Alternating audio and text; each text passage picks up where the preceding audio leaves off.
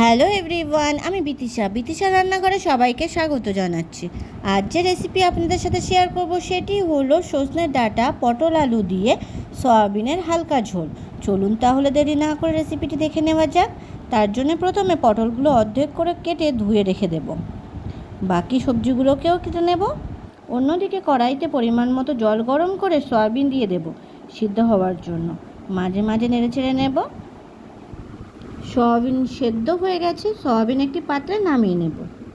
কড়াইতে পরিমাণ মতো সরষের তেল গরম করে নেব।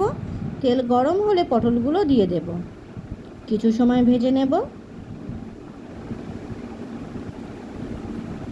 2-3 মিনিট ভাজার পরে দিয়ে দেব অল্প পরিমাণে হলুদ গুঁড়ো ও অল্প পরিমাণে লবণ হলুদ ভালোভাবে পটলের সাথে মিশিয়ে নেব। আরও কিছু সময় ভেজে নেব। পটল ভাজা হয়ে অনেকটাই নরম হয়ে এসেছে। ভাজা পটলগুলো তুলে নেব। কড়াইতে আরও একটু তেল গরম করে নিয়ে তাতে 5 ফোড়ন দেব।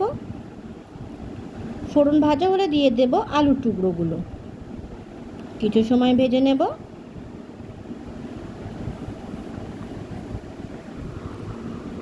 আলু অনেকটাই ভাজা হয়ে গেছে, দিয়ে দেব সজনের ডাঁটা। আলু সজনের ডাঁটা কিছু সময় ভেজে নেব।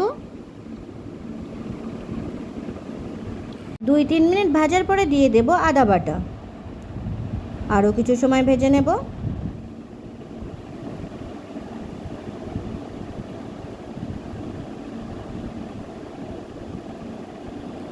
আদার কাঁচা গন্ধ চলে গেলে দিয়ে দেব সিদ্ধ করে জল ঝরানো সয়াবিন ভালোভাবে আলু ও ডাঁটার সাথে ভেজে নেব। এরপর দিয়ে দেব পরিমাণ মতো লবণ ও পরিমাণ মতো হলুদ গুঁড়ো। লবণ হলুদ ভালোভাবে আলু সয়াবিনের সাথে মিশিয়ে নেব। 4-5 মিনিট কষে নেব। এরপর দিয়ে দেব টমেটো কুচি ও কয়েকটা চেরা কাঁচা লঙ্কা। টমেটো কাঁচা লঙ্কা আলু সয়াবিনের সাথে কষে নেব।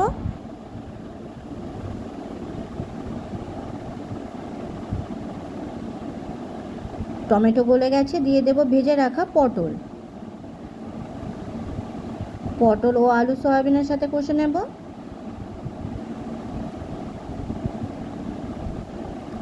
দিয়ে দেব ধনে গুঁড়ো,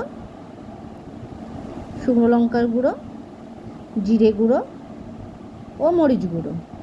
গুঁড়ো মশলা ভালোভাবে আলু পটলের সাথে মিশিয়ে নেব। ভালোভাবে 3 থেকে 4 মিনিট কষে নেব। মশলা কষা হয়ে গেলে দিয়ে দেব পরিমাণ মতো জল। ঝোল নেড়ে চেড়ে নেব।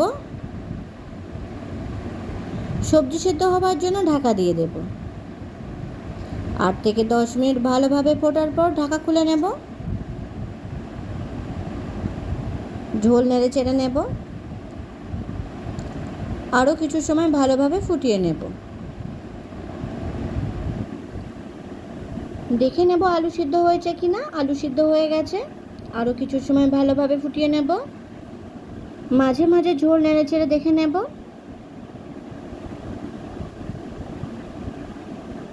দিয়ে দেব গরম মশলার গুঁড়ো ভালোভাবে ঝোলের সাথে মিশিয়ে নেব।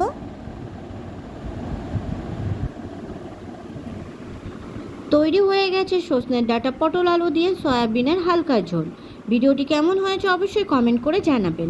আর ভিডিওটি যদি আপনাদের ভালো লাগে তাহলে আমার চ্যানেলটিকে সাবস্ক্রাইব করতে একদম ভুলবেন না। ধন্যবাদ।